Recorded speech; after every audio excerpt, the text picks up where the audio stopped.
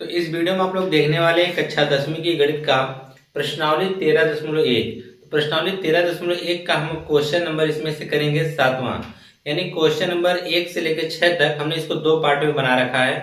पहले पार्ट में question number 1 से 3 है, फिर दूसरे पार्ट में क्वेश्चन नंबर 4 से 6 है। ठीक है, तो ये जो 6 क्वेश्चन है उन वीडियो के लिंक हम इस वीडियो के डिस्क्रिप्शन में दे देंगे। अगर आपने अभी तक नहीं देखा है तो उसको आप देख सकते हैं। ठीक है, और साथ ही आपको इसके आगे क्वेश्चन हम करवाएंगे और बचे 3 क्वेश्चन जो कि इस वीडियो में उसको हम कंप्लीट कर देंगे। ठीक है, तो आइए देखते हैं कि क्वेश्चन को किस प्रकार से हम लोग सॉल्व कर रहे हैं। जैसे कि आपके सामने 7वां प्रश्न दिया गया है और यह प्रश्नावली 13.1 का है। ठीक है, जो आपका एनसीईआरटी की बुक से क्वेश्चन सब हम करवा रहे हैं। कहा कोई तंबू एक बेलना के आकार का है। कोई जो तंबू है वह क्या है, एक बेलना के आकार का है जिस पर एक शंकु अध्यारोपित है। वह जो बेलनाकार तंबू उस पर क्या अध्यारोपित है, शंकु भी है। यदि बेलनाकार भाग की ऊंचाई और व्यास क्रमशः 2.1 और 4 मीटर है तथा शंकु की तिर्यक ऊंचाई 2.8 मीटर है, तो इस तंबू को बनाने में प्रयुक्त कैनवस का क्षेत्रफल ज्ञात कीजिए। साथ ही आपको बताना है 500 रुपए प्रति मीटर स्क्वायर की दर से इसमें प्रयुक्त कैनवस की लागत ज्ञात कीजिए। कहा ध्यान दीजिए कि तंबू के आधार को कैनवस से नहीं ढका जाता है। जो यह तंबू का आधार है उसको कैनवस से नहीं ढका गया है। ठीक है, तो सबसे पहले हम क्या करेंगे, जब इस प्रकार के क्वेश्चन है तो सबसे पहले आप पढ़ते जाइए और जो जो कहा उस प्रकार से आप चित्र बनाते जाएंगे। जैसे कि आपसे कहा कोई एक बेलनाकार तंबू है, तो आप बेलनाकार पहले आकार यहाँ बना लीजिए। यह समझ लीजिए आपका एक बेलनाकार आकृति हो गई। ठीक है, तो हमने यहाँ बेलनाकार आकृति बना लिया है। आगे कहा है कि जिस पर एक शंकु भी अध्यारोपित है। इसी के ऊपर क्या है भाई, इसी के ऊपर एक शंकु भी है। चलिए हमने एक शंकु भी बना दिया, इसको इस प्रकार से मिला देते हैं। ठीक है, तो यह इसको अच्छे से मिला देते हैं। चलिए ठीक है, आगे कहा है कि यदि बेलनाकार भाग की ऊंचाई और व्यास 2.1 और 4 मीटर है, तो पहले जो भाग बेलनाकार भाग की ऊंचाई बताया है, तो इसका मतलब जो पहला मान होगा वह ऊंचाई होगा, दूसरा जो होगा वह व्यास होगा। तो बेलनाकार भाग की जो ऊंचाई है वह है 2.1 मीटर। यही ऊंचाई होती है बेलनाकार की। यह बेलनाकार भाग जो है इसकी ऊंचाई कितना दे रखा है, 2.1। और जो व्यास होता है, यह जो व्यास है, ये जो बड़ी सी लाइन हमने खींच रखा है बीच में, इसको हम व्यास बोलेंगे, जो कि कितना दे रखा है, 4 मीटर है। कितना व्यास है, 4 मीटर है। तथा शंकु की तिर्यक ऊंचाई 2.8 है।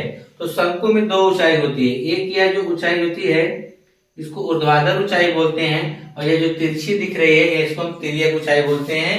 तिर्यक ऊंचाई का जो मान दे रखा है वह 2.8 दे रखा है। कितना दे रखा है, 2.8 मीटर दे रखा है। ठीक है, कितना दे रखा है, 2.8 मीटर का। इस तंबू को बनाने में प्रयुक्त कैनवस का क्षेत्रफल ज्ञात कीजिए। मतलब कि कोई तंबू बनाना है जो नीचे बेलनाकार हो, ऊपर किसके आकार का हो, शंकु के आकार का है। ठीक है, तो इस प्रकार का तंबू बनाने के लिए हमको कितने मीटर, यही बताया गया ना, इस तंबू बनाने में कितने बनाने में प्रयुक्त कैनवस का क्षेत्रफल ज्ञात कीजिए। यही समझ लीजिए कि कैनवस या कह सकते हैं कि जो तंबू का कपड़ा होता है कह सकते हैं। तो हमको यही बनाना है, नीचे बेलनाकार होना चाहिए, ऊपर शंक्वाकार होना चाहिए। तो ये होता है तंबू बनाना है तो बेलनाकार जब बनाएंगे तो बेलन का हमको क्या निकालना पड़ेगा, वक्रपृष्ठ, और ऊपर से शंकु का। ठीक है, दोनों को हम जोड़ देंगे तो हमको पता चल जाएगा कि कितना कपड़ा लगेगा। लास्ट में उसने जो बोला, ध्यान दीजिए कि तंबू के आधार को कैनवस से ढका नहीं गया। तंबू का आधार जो सबसे निचला सिरा होता है, यानी यहाँ पर इसको हम लोग कैनवस से नहीं ढके हैं। समझ में बात आ रही है ना। और वैसे भी हम लोग जो वक्रपृष्ठ निकालते हैं, ये वाला सिरा दोनों हम नहीं लेते हैं। जब वक्रपृष्ठ हम निकालते हैं तो यह वाला सिरा और यह सिरा हम नहीं लेते हैं, सिर्फ हमारा यह चारों तरफ से होता है। ठीक है, आप पाइप समझ सकते हैं। पाइप देखिए दोनों तरफ से खुला रहता है उसका मुंह, और जितनी दूर सिर्फ प्लास्टिक होती है वही हमारा क्या होता है, वक्रपृष्ठ हम जिसको कहते हैं। ठीक है, तो यह वाला सिरा वैसे भी ऑटोमेटिक खुला होता है। इसका मतलब यह कहने के इससे कोई मतलब नहीं है, क्योंकि यह खुला ऑलरेडी पहले से रहता है। हाँ, अगर वो संपूर्ण पृष्ठ का है तो इन दोनों को ढकना पड़ता है, तब हमको क्या करना, वह पृष्ठ में हमको दोनों तरफ के वृत्त के क्षेत्रफल को जोड़ना पड़ता है। ठीक है, तो चित्र तो आपका बन गया है। चलिए, जो जो चीजें पता है पहले उसको लिख लेते हैं। तो हमको क्या पता है, पहले बेलन के बारे में लिख लेते हैं। लिखेंगे बेलनाकार भाग की ऊंचाई, लिखेंगे बेलनाकार भाग की ऊंचाई, इसको हम व्यक्त करेंगे h से। चलिए, h कितना है, 2.1 मीटर है। ठीक है, और उसके बाद इस बेलनाकार ऊंचाई तो पता चल गया, लेकिन इस शंकु का जो व्यास है वह कितना दे रखा है, 4। चाहे शंकु कहिए या बेलन, लिखेंगे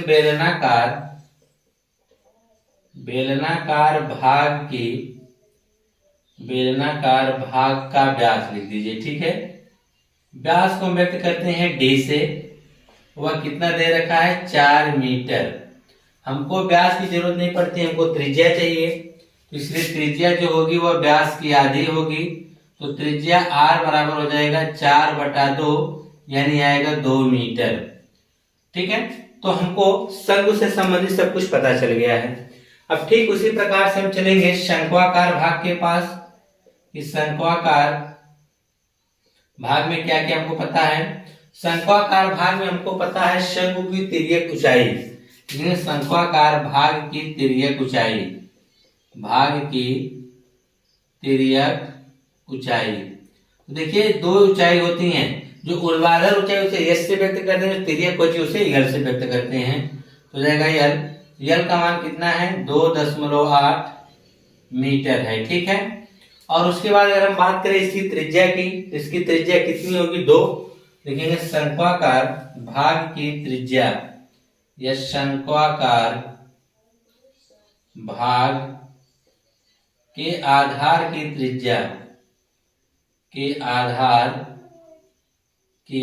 त्रिज्या, दोनों की त्रिज्या सेम है, जिसे हम r बराबर मान सकते हैं। दोनों को कितना होगा, 2 मीटर। तो हमको निकालना क्या है, इस तंबू को बनाने में प्रयुक्त कैनवस का क्षेत्रफल ने, लिखेंगे कैनवस का क्षेत्रफल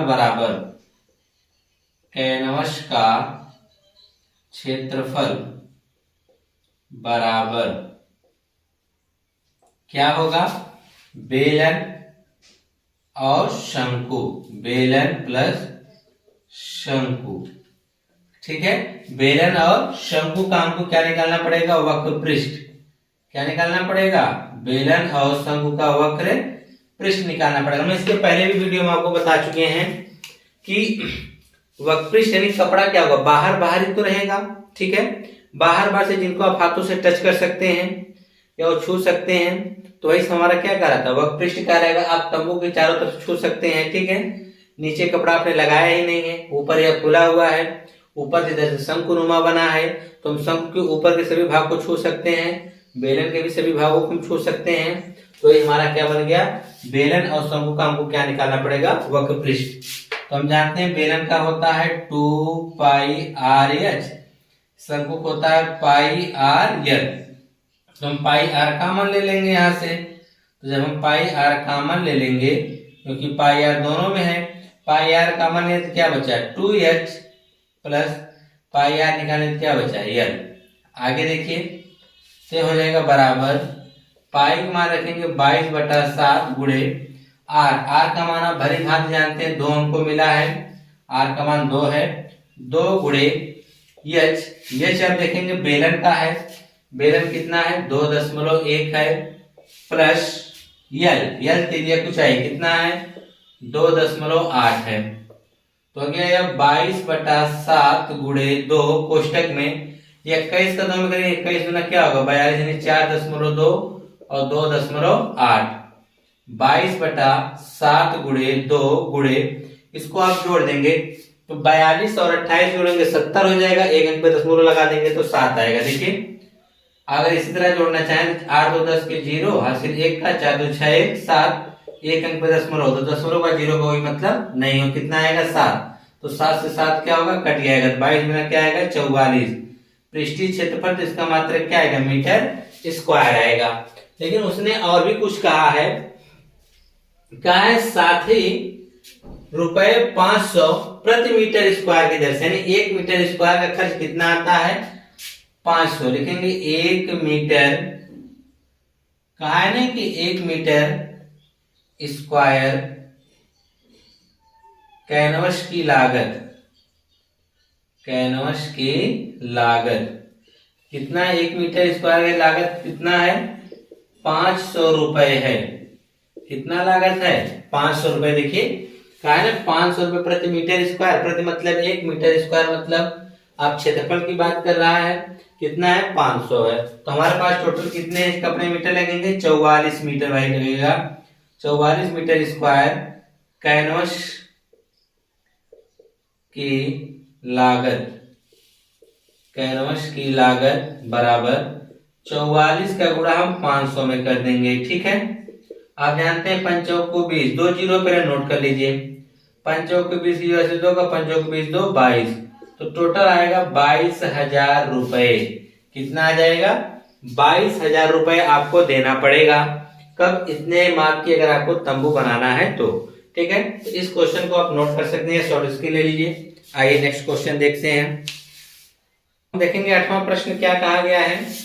8वें प्रश्न में कहा है कि ऊंचाई 2.4 सेंटीमीटर और व्यास 1.4 सेंटीमीटर वाले एक ठोस बेलन में से इसी ऊंचाई और इसी व्यास वाला एक शंक्वाकार खोल काट लिया जाता है।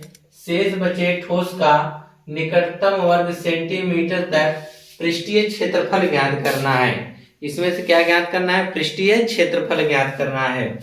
तो आपको जो चीजें दिया पहले उसका आप चित्र बना लीजिए। आपको एक ठोस बेलन दिया, ठोस बेलन का मतलब यह होता है, आप समझ लीजिए कोई लकड़ी है, लकड़ी का गुटका ही समझ सकते हैं। ठीक है, वह पूरी तरह क्या है, भरी हुई रहती है, तो आपका क्या है, ठोस बेलन का आकार है। ठीक, पाइप देखते हैं आप लोग, पाइप देखिए अंदर खोखला होता है, तो आप खोखला बेलन कहलाएंगे। ठीक है, यहाँ पे ठोस बेलन बोला है, तो आप समझ लीजिए कोई एक लकड़ी का गुटका है जो पूरी तरह से ठोस है। तो चलिए हमने एक बना लिया यहाँ पर बेलन, और यह बन गया आपका बेलन। ठीक है, थोड़ा सा इसको इसमें सटा दें,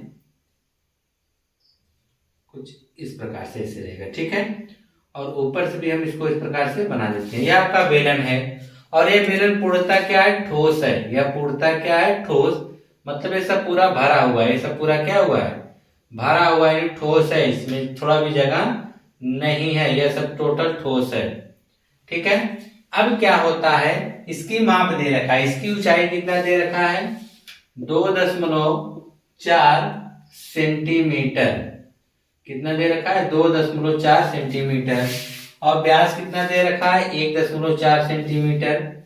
1.4 सेंटीमीटर इसका क्या दे रखा है, व्यास दे रखा है। अब इसी माप में से हमको क्या करना है, एक शंकु भी काटना है, और इसी माप का बोला ना, इसी व्यास वाला भी हमको क्या करना है, इसी ऊंचाई और व्यास, तो मतलब ऊंचाई भी इसकी 2.4 होनी चाहिए, व्यास भी इतना होना चाहिए। तो इसमें से जब शंकु हम काटेंगे, देखिए कुछ इस प्रकार से शंकु कटेगा। तो ये ऊपरी हिस्सा तो कटेगा ही पूरा, इसकी जो ऊंचाई आएगी कुछ इस प्रकार से हम नापेंगे, यह देखिए इस प्रकार से। ठीक, तो ये जब कटेंगे तो यह तो टोटल पूरा कट जाएगा, यह पूरा क्या होगा, कट जाएगा। यह भी कट के पूरी लकड़ी निकल जाएगी इसके अंदर से, समझिएगा। हाई सब पूरा ठोस था नहीं, यह भी सब कटेंगे, जब शंकुनुमा इसमें से काटा जाएगा, ये सब के सब देखिए खाली होते चले जा रहे हैं। ये बीच में हम इसको अभी तक कलर किया गया था, आप लोग देखे थे ठोस था, लेकिन बीच में से अब देखिए वह पूरा साफ हो चुका है। मतलब ये सब लकड़ी काट के निकाली जा चुकी हैं, यह सब लकड़ी काट के क्या की गई है, निकाली जा चुकी हैं। तो बताना है कि ये जो शेष बच गया है इसका पृष्ठीय क्षेत्रफल कितना होगा। तो इसका पृष्ठीय क्षेत्रफल मतलब जिनको आप हाथों से टच कर सकते हैं, तो सबसे पहले इसके आप बाहर हिस्से को आप टच कर सकते हैं। क्लियर हो गया, ये आपका यानी बेलन का आपको पृष्ठीय क्षेत्रफल बताना पड़ेगा। साथ ही में आप देखेंगे ये तो पूरा ठोस था, इसके ऊपर का भी तो हमने काट दिया है ना, इसके ऊपर का भी हमको जोड़ना पड़ेगा, यानी वृत्त के क्षेत्रफल के बराबर, तो हो जाएगा पाई आर स्क्वायर।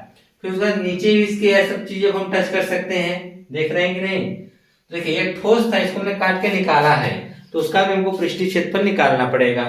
और साथ ही साथ इसके अंदर का अगर हम बात करेंगे, इसके अंदर को भी आप हाथों से क्या कर सकते हैं, टच कर सकते हैं, यानी उसका भी हमको क्षेत्रफल निकालना पड़ेगा। टोटल 3, बेलन, शंकु और इनके आधार। ठीक है, तो हमको जो जो चीजें पता, हाँ और एक चीज, इसकी ऊंचाई दे रखा है ना। चलिए देखिए, थोड़ा चित्र में और भी काम रह गया है आपका। यह ऊंचाई जो दे रखा वह कितना दे रखा है, 2.4 सेंटीमीटर। अच्छा यह बताइए, अगर इसकी क्या कहते हैं व्यास जो दिया है कितना, 1.4 दिया है, तो इसका जो हम कह सकते हैं, इसका जो त्रिज्या होगा, तो 1.4 का आधा क्या होगा, 0.7 होगा। इसकी जो त्रिज्या होगी वह कितनी होगी, 0.7 होगी। तो आपको इसका क्या निकालना पड़ेगा, तिर्यक ऊंचाई निकालनी पड़ेगी। इसकी क्या निकालनी पड़ेगी, तिर्यक ऊंचाई, किसकी, शंकु की, तभी तो हम इसका पृष्ठीय क्षेत्रफल निकाल सकते हैं। तो हम यहाँ पे लिखेंगे, पहले हम बेलन का डिस्कस कर लेते हैं। बेलन को क्या क्या पता है, हमको पता है बेलन की ऊंचाई, 8वां सवाल है, हमको पता है बेलनाकार भाग की ऊंचाई, या बेलन ही लिख सकते हैं, बेलनाकार क्या, दो आकृति तो एक ही में है, लिखेंगे बेलन की ऊंचाई, बेलन की ऊंचाई। तो बेलन की ऊंचाई हम किससे व्यक्त करेंगे, यश से, वह कितना है, 2.4 सेंटीमीटर। और हमको पता है, हमको बेलन की त्रिज्या पता है, तो हम मान लेंगे बेलन की त्रिज्या, यहां लिख देंगे बेलन की त्रिज्या, बेलन की त्रिज्या। इसे हम किससे व्यक्त करते हैं, स्मॉल आर से, वह कितना है, 0.7 सेंटीमीटर। कितना है, 0.7 सेंटीमीटर। तो हमको इसकी क्या बतानी है, तिर्यक ऊंचाई। क्या बतानी है, बेलन नहीं हो गया ना, शंकु हमको बताना है। अब शंकु की भी वही ऊंचाई लिखेंगे, लिखेंगे शंकु की ऊंचाई, शंकु की ऊंचाई, जो हमारा शंक्वाकार भाग हमने काट के निकाला है उसी की ऊंचाई। तो वह भी हमारी यह, क्योंकि दोनों की ऊंचाई तो सेम है, क्या है, 2.4, और शंकु की त्रिज्या भी तो सेम है, शंकु की त्रिज्या, त्रिज्या r बराबर भी क्या है, 0.7 सेंटीमीटर। त्रिज्या कितनी है, 0.7 सेंटीमीटर। व्यास 1.4, उसका आधा 0.7। पृष्ठीय क्षेत्रफल के लिए हमको निकालना पड़ेगा शंकु की तिर्यक ऊंचाई, शंकु की तिर्यक ऊंचाई, तिर्यक ऊंचाई, उसको हम क्या बोलते हैं, स्मॉल एल। हमको स्मॉल एल नहीं पता है, तो हमको स्मॉल एल निकालना है। हम जानते हैं एल बराबर होता है √h² प्लस r², यही ना।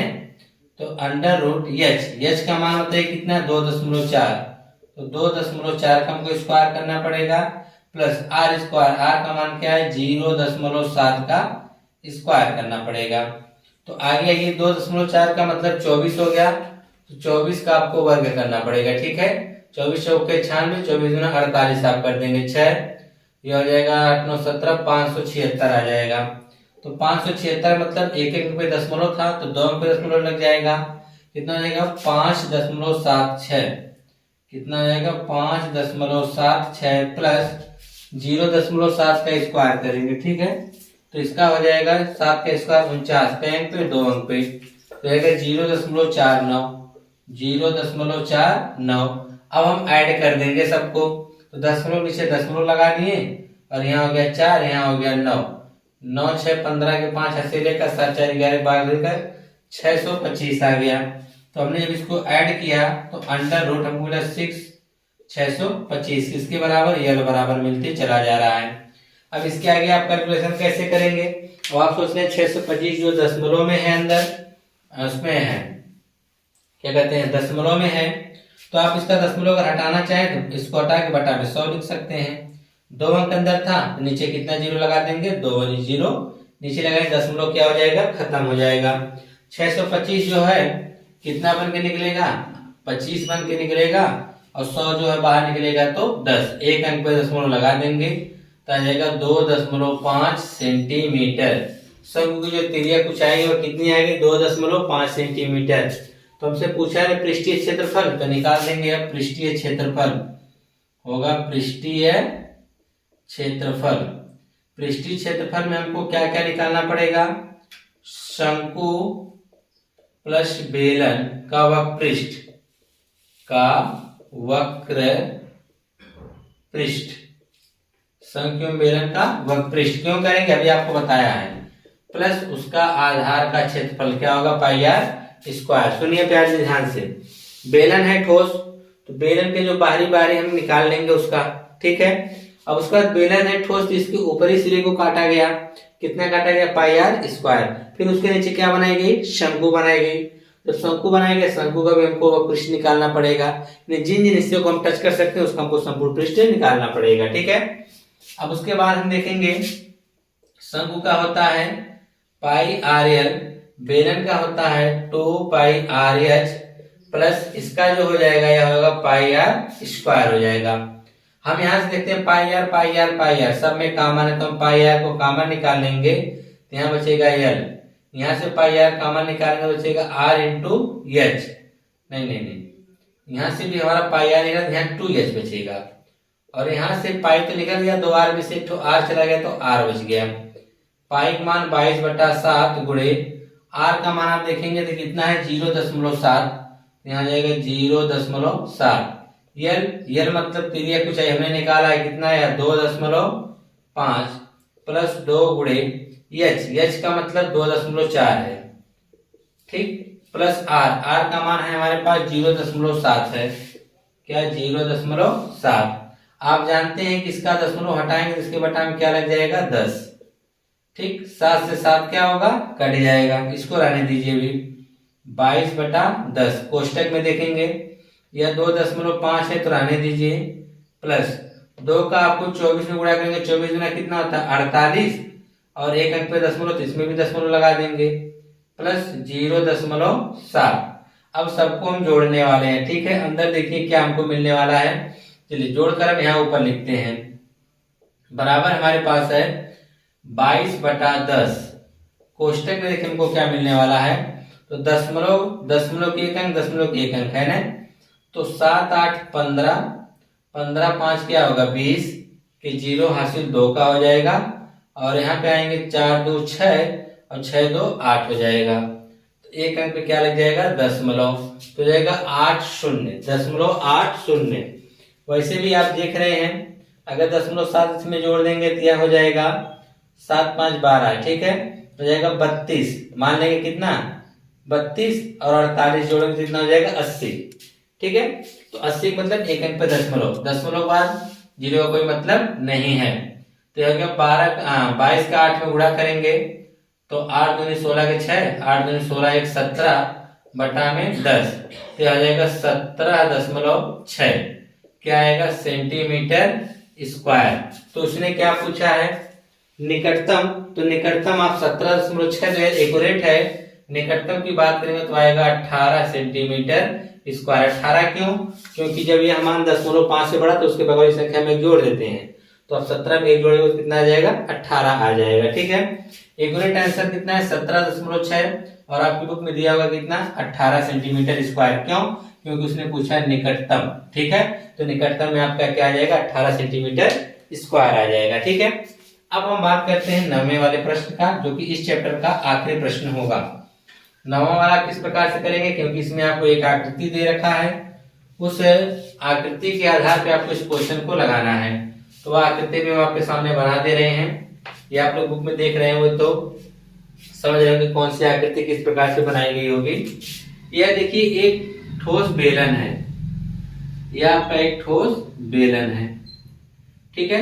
इसी बेलन के कहा है कि लकड़ी के एक ठोस बेलन के प्रत्येक सिरे पर एक अर्धगोला खोद कर निकालते हुए एक वस्तु बनाएंगे जैसा चित्र में दर्शाया गया है।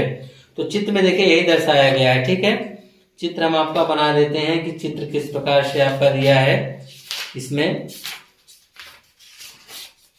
देखिए इस प्रकार से यहाँ से भी एक आपका निकाला गया है और इधर से भी आपका ये निकाल लिया गया है। ये जो एरिया आप देख रहे हैं इसको काट के क्या किया गया है, निकाल कर एक कोई वस्तु बना दी गई है, ठीक है। अब आपसे क्या पूछा गया है कि यदि बेलन की ऊंचाई 10 मीटर है, यह जो बेलन है इसकी ऊंचाई कितना है, 10 मीटर है, और आधार की त्रिज्या, त्रिज्या मतलब यह दूरी भाग है, कितना है 3.5 सेंटीमीटर। कितना है? 3.5 सेंटीमीटर। तो इस वस्तु का संपूर्ण पृष्ठ ज्ञात कीजिए। संपूर्ण पृष्ठ का मतलब होता है बेलन तो निकाल ही रहे हैं, साथ ही साथ इसके ऊपर और नीचे दोनों तरफ क्या बना हुआ है? अर्धगोला। तो हमको दोनों अर्धगोले का भी पृष्ठीय क्षेत्रफल निकालना ही पड़ेगा, क्योंकि बेलन को हम बाहर बाहर से छू सकते हैं इस प्रकार से, और साथ ही साथ क्या? अर्धगोला भी तुमको छूना पड़ेगा। तो अर्धगोला भी हमको यहाँ पे टच करना पड़ेगा। ठीक है, दो अर्धगोले हैं ना। तो इस प्रकार से हम क्या करेंगे, ध्यान से देखेंगे कि एक वस्तु बनाई गई है और उसके बाद चित्र में दर्शाया गया यदि बेलन की ऊंचाई कितनी है 10 और आधार की त्रिज्या कितनी है 3.5। तो इस वस्तु का क्या निकालना है? संपूर्ण पृष्ठ। दो चीजें पता है हमको, लिख लेते हैं। हमको पता है बेलन की ऊंचाई, लिखेंगे बेलन की ऊंचाई। तो बेलन की ऊंचाई h बराबर कितना है? 10 सेंटीमीटर। और साथ ही साथ उसके आधार की त्रिज्या भी दे रखा है।